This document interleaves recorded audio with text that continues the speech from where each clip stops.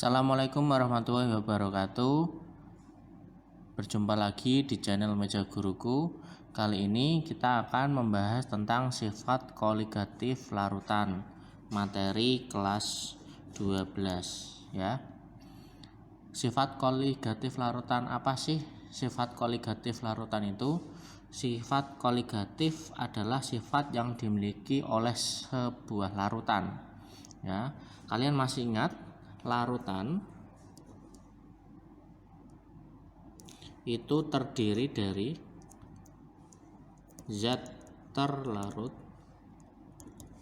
dan zat pelarut ya.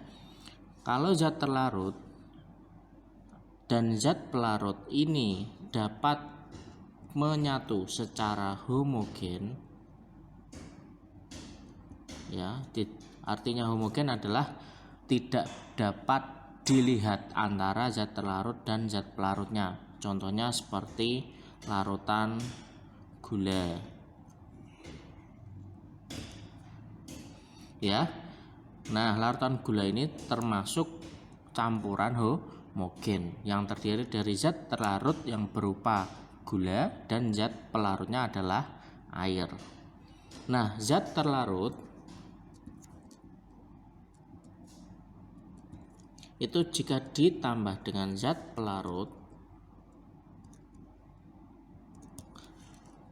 akan memiliki titik didih yang berbeda dengan zat pelarut asli. Misalkan saya punya air ya, terus yang satu ini ada larutan gula. Nah, setelah dipanaskan keduanya, yang ternyata pada saat mendidih air menghasilkan angka ya 100 derajat Celcius.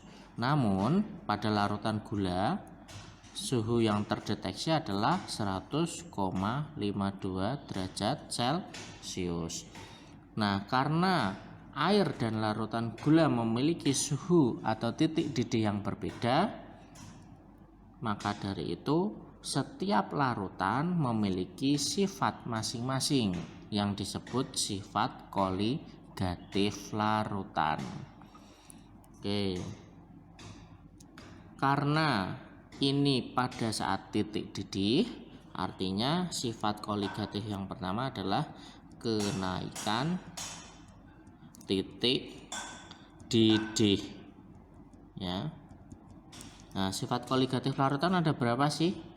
Nah, sifat koligatif larutan ada 4. Tadi kan yang pertama kenaikan titik didih, yang kedua ada penurunan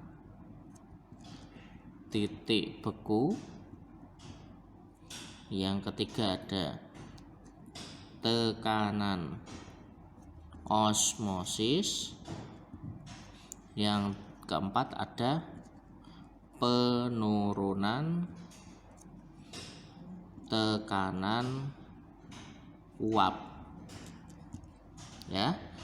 Nah, kenaikan titik didih ditandai dengan lambang delta TB 0 ya. B ini artinya boil. Kalau penurunan titik beku itu delta TF0. Tekanan osmosis dilambangkan dengan P. Kemudian penurunan tekanan uap yang dilambangkan dengan delta P.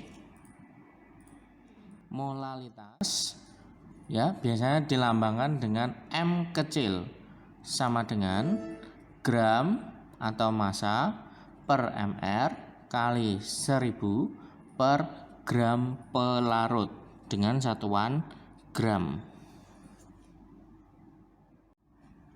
Dan molaritas M besar sama dengan gram atau massa per mr kali 100 kali 1000 per volume larutan dalam satuan mililiter. Ini jelas ya? Oke.